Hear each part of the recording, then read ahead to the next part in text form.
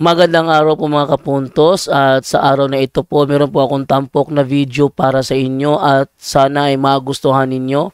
Kaya sa mga bago pa po sa aming channel, please po don't forget to hit the subscribe button at ang notification bell para maging notified kayo sa bawat video na ilalabas ko sa channel na ito. At bilang kahilingan po ng punto por punto team at naway maintindihan po ninyo, sana po wag nyo pong i-skip yung mga ads sa aming mga video.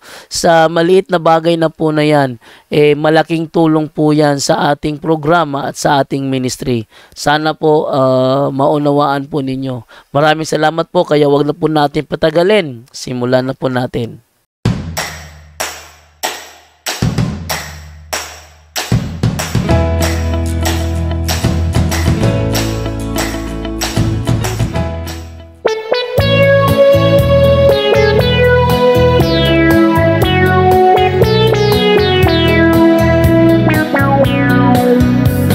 Mga kapuntos, may mga tanong pa ba kayo na naghahanap ng kasagutan? Hindi na kailangan pang magtanong sa ibang sekta ng pananampalataya, sapagkat mas lalong lumalakas pa ang ating programang Worldwide Catholic Bible Study sa pangunguna ni Reverend Father Darwin Gitgano, kasama ang mga kilala at mga batikang defensor ng pananampalatayang Katoliko. Worldwide Catholic Bible Study.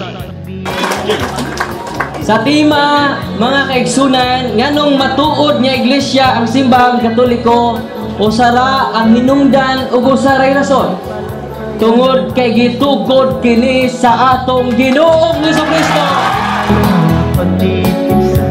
Sa mga atake ng mga bulaang COVID, para patibayan ang bawat Katoliko upang di malubos sa ibang pastor at ministro. By the way, Brejando, sabi dito ni Juan Fitche 993 to, bro, ano rin ang dahilan ni Kaburnok? Bakit hindi siya nagpakita ng kanyang mukha? Maari rin ba papaliwanagin si Kaburnok? No, hindi nakikipagtalakayan si Kaburnok, kapatid. Sabi ko nga kaganina, hindi naman question kung the way ka magbigay ng information ay hindi ka nakikita. Walang problema doon. Diba? Dito nga, sinabihan na namin si si The Revealer, si Midan. Sinabihan na namin siya. Kung magtatanong lang kayo, bro, walang problema kahit hindi kayo makita. Pero kapag nakipagtalakayan na kayo, based sa rules namin, kinakailangan kayo makita. Pero ayaw pa rin nilang magpakita, kapatid. Pero pinilit ba namin siya? Huwag mong idamay si Kaburnok. Kasi hindi lang si Kaburnok ang nagbibigay ng information na hindi nagpapakita. Ang dami. Katulad na lamang na paborito kong YouTube channel, yung Pinoy Mystery Channel, hindi naman nagpapakita ng mukha yun. Kasi hindi naman siya nakikipagdebate, nagbibigay lang siya ng information. Walang problema doon, kapatid, sa pagbibigay ng info. Pero kapag nakikipagtalakayan ka, di ba, sabi ko nga kanina, for transparency purposes ba, na talagang ikaw, hindi ka talaga magsisinungaling kasi alam mo, nakikita ka ng madla. Yun po ang point doon. Si Kaburnok, informative ang kaniyang YouTube channel. At nasa kanya yun, kung pipiliin niyang magpakita o hindi magpakita. Pero si Kaburnok, matagal na yan ang nakikita ng mga kilala siya. Hindi mo lang siguro kilala si Kaburnok, kaya hindi mo siya nakikita. Pero kami, ang YouTube ni Kaburnok, Facebook ni Kaburnok, hayag na hayag yung mukha niya dyan. Tingnan mo sa Facebook niya. I-research mo na lang kung sino si Kaburnok para may thrill. At saka ganito, may binanggit sila patungkol kay Nash Benavides, na sinabihan sila ni Nash Benavides, hindi kayo makapagdebate dyan kung hindi nakabukas ang inyong camera. Pero sabi nila na mali daw si Nash kasi sila nakadebate na ng walang camera. Ang katunayan yan, pinagbigyan ko lang kayo para may matuloy na talakayan. Pinagbigyan ko lang talaga kayo. Pero talaga, unang-una pa rin dyan, unang-una, malinaw na talagang humingi na tayo ng permiso na sa kung maaari magpakita sila ng mukha. Ayaw lang talaga nila. At saka, bahagi talaga yan sa ating sa ating rulings natin sa debate na maglabas talaga ng mukha. Meron ba ako dito? Debate rules.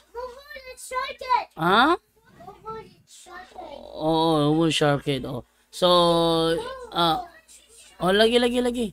So, shark head more po. Oh, so, yun na nga.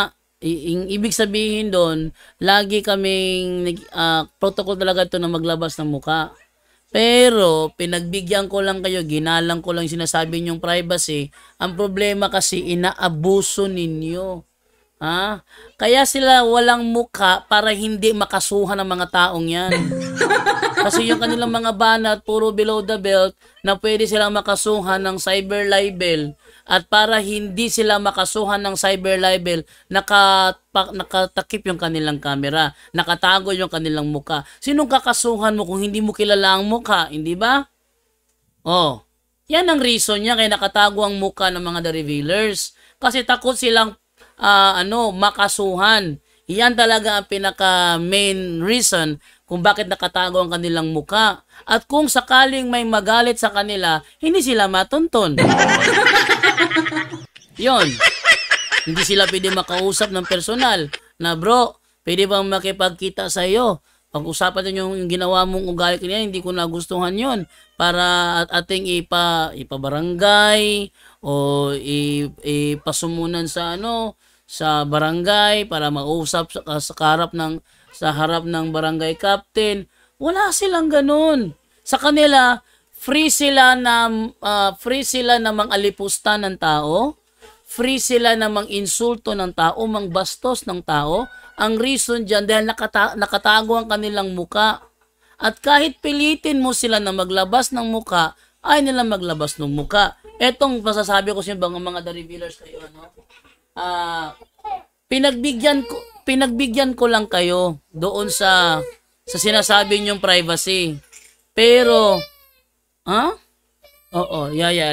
Pero sa ginagawa ninyo, based sa napanood ko sa live ninyo, hindi yan ang ginagawa namin eh. Ha? Sa aming, wait lang. Get out of there. Sa amin kasi, pag kami nag-rebat, kami mga taga-puto por punto pag kami nag-rebat, pag kami ang nag-rebat, ang aming pag-rebat sincero, hindi kami nagbi-below the belt. Hindi kami nang lalait. Never. Hindi kami nang haalipusta. Gaya ng ginawa ninyo sa anak ni Candy Pangilinan, hindi naman kayo inaano nun. Wala namang ni isa mang sinabi yon laban sa inyo. Pero pinagtripan pa ninyo, mga... ha? Makapang-like kayo ng tao, todo kayo dahil alam nyo wala kayong muka, hindi kayo makasuhan ng cyber libel. At kung ginagamit nyo ang aming programa para gatasan kami, maging kilala ang channel ninyo, eto masasabi ko, ang next na debate kung lalaban kayo face-to-face na. Face-to-face na. Dahil hindi ko papayagan itong mga member ng Manalista na ito na ginagamit ang ating programa para makilala sila na nakatago yung mukha sapagat takot makasuhan ng libel. Ha? Yan. So, the next na makikipagtalakayan kayo sa amin, The Revealers, ito ang masasabi ko sa inyo. Pag nagkipagdebate kayo sa amin, face to face na. Ibig sabihin, magkikita personal. Hindi na yung online.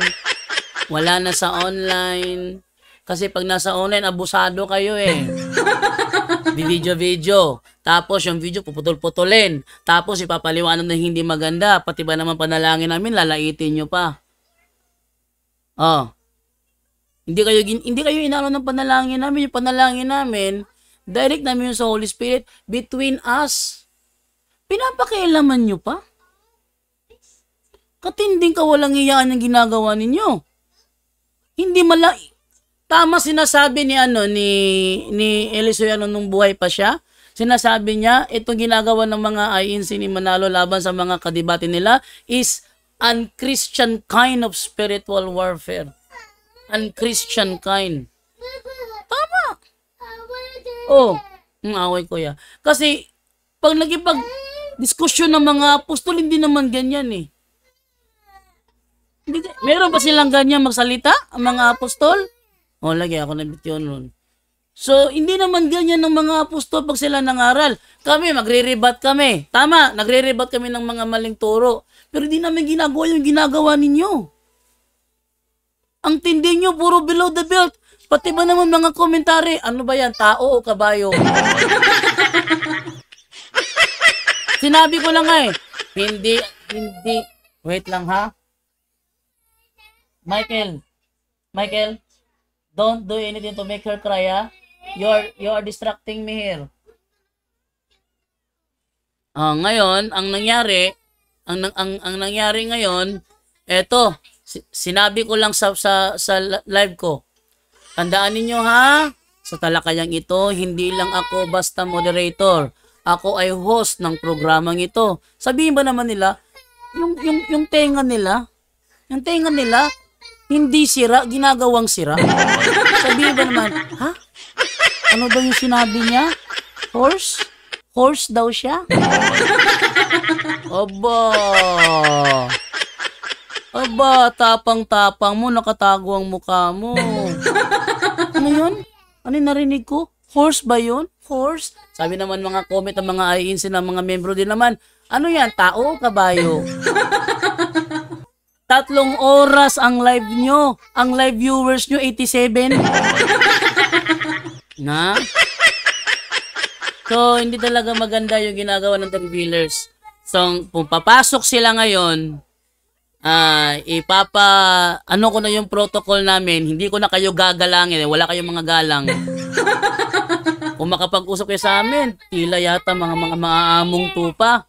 Pero sa live ninyo, ang sama-sama nyo magsalita, pinakinggan namin yung live nyo, hindi maganda pakinggan. Ha?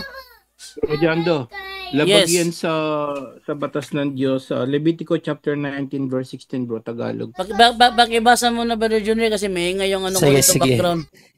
Ano yung Brother Angel? Levitico 19:16 bro. 19:16 ng Levitico. Ibasahin natin ano nakasulat dito. Huwag kayong magkakalat ng anumang nakakasira ng puri ng inyong kapwa, ni sasaksi laban sa inyong kapwa, upang ipahamak lamang siya. Ako, si Yahweh. Napakalinaw rito. Anumang nakakasira ng puri ng inyong kapwa. Yan. Daming ganyan kayang tao, salita na salita tapos sinisiraan yung kapwa niya. Napakalaking kasalanan niya sa Diyos, no? So, yung lalo na yung personal attack, unless yung halimbawa yung kino-correct mo lang yung mali. No, dito po kasi kino-correct natin yung mga mali. Pero yung paninira na personally, medyo ano na yon, delikado na yon, no? Lalo na sa pag-atake personal. No, so napaka-ano nun, panlalait na yon. So personally medyo ano yon, no, sa mga revealer, sana ingat din po tayo sa pagsasalita dahil napakadelikado niyan.